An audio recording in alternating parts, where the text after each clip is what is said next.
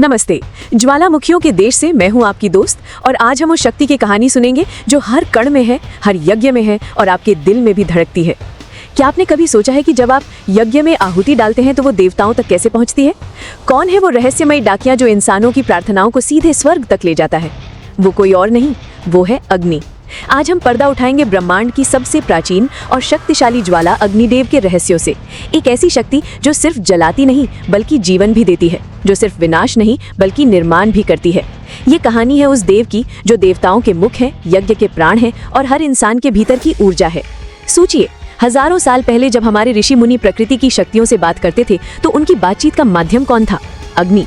ऋग्वेद, दुनिया का सबसे पुराना ग्रंथ, उसका पहला शब्द, पहला मंत्र अग्नि को ही समर्पित है। अग्निमीड़े पुरोहितम। मैं अग्नि की स्तुति करता हूँ जो हमारे मुख्य पुरोहित हैं। अग्नि सिर्फ आग नहीं, वो एक पुल है, एक सेतु जो हमें देवताओं से जोड़ता है। वो एक ऐसे दूत हैं जिनकी सच्चाई पर स्वयं देवता भी भरोसा करते हैं। लेकिन कहानी में एक मोड़ आता है। क्या होगा जब ये पवित्र दूत, यही देवताओं का मुख श्रापित हो जाए? जब महर्षि भृगु के क्रोध की ज्वाला में अग्नि को सर्वभक्षी यानी सब कुछ खा जाने का श्राप मिल जाए? कल्पना कीजिए उस हाहाकार की जब अग्निदेव दुखी होकर अदृश्य हो गए, यज्ञ रुक गए, देवताओं तक भोजन पहुंचना बंद हो गया, सृष्टि का संतुलन बिगड़ने लगा। तब ब्रह्मा जी को हस्तक्षेप करना पड़ा और उन्होंने अग्नि को वरदान दिया कि सब कुछ भस्म करके भी तुम हमेशा पवित्र ही रहोगे। यही कारण है कि चिता की आग भी पवित्र मानी जाती है और यज्ञ की ज्वाला भी। अग्नि का स्वरूप भी किसी रहस्य से कम नहीं। दो मुख, एक जीवन का प्रतीक, दूसरा अमरता का। 7 जिह्वाएं, काली, कराली, मनोजवा। हर जिह्वा का एक अलग काम, अलग अलग देवताओं तक अलग अलग भोग पहुंचाना। और उनका वाहन मेढ़ा, जो स्वयं यज्ञ और ऊर्जा का प्रतीक है। अग्नि सिर्फ एक बाहरी शक्ति नहीं है, वो हमारे भीतर भी है।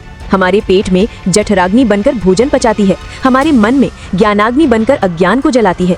जब एक हिंदू विवाह में जोड़े 7 फेरे लेते हैं तो वो अग्नि को ही साक्षी मानते हैं। ये एक ऐसा गवाह है जिसके सामने बोले गए वचन कभी तोड़े नहीं जा सकते। अग्नि की शक्ति सिर्फ आहुति पहुंचाना नहीं बल्कि शुद्ध करना और रूपांतरित करना है। वो भौतिक को दिव्य में बदल देते हैं। तो अगली बार जब आप एक दिया जलाएं तो याद रखिएगा, आप सिर्फ एक लौ नहीं जला रहे, आप ब्रह्मांड की उस आदि शक्ति का आवाहन कर रहे हैं जो जीवन का सार है। संक्षेप में, अग्नि केवल आग के देवता नहीं है, वे एक दिव्य दूत, एक पवित्र साक्षी, एक शक्तिशाली शोधक और हमारे भीतर की आध्यात्मिक ऊर्जा के प्रतीक हैं। वे हमें सिखाते हैं कि विनाश के बाद ही सृजन होता है और हर अंत एक नई शुरुआत है। अगर आपको अग्निदेव की ये अनसुनी कहानी पसंद आई तो वीडियो को लाइक करें, अपने दोस्तों के साथ शेयर करें और कमेंट में ओम अग्निदेवाय नमः जरूर लिखें। याद रखिए, आपके अंदर भी एक ज्वाला है, उसे कभी बुझने मत देना।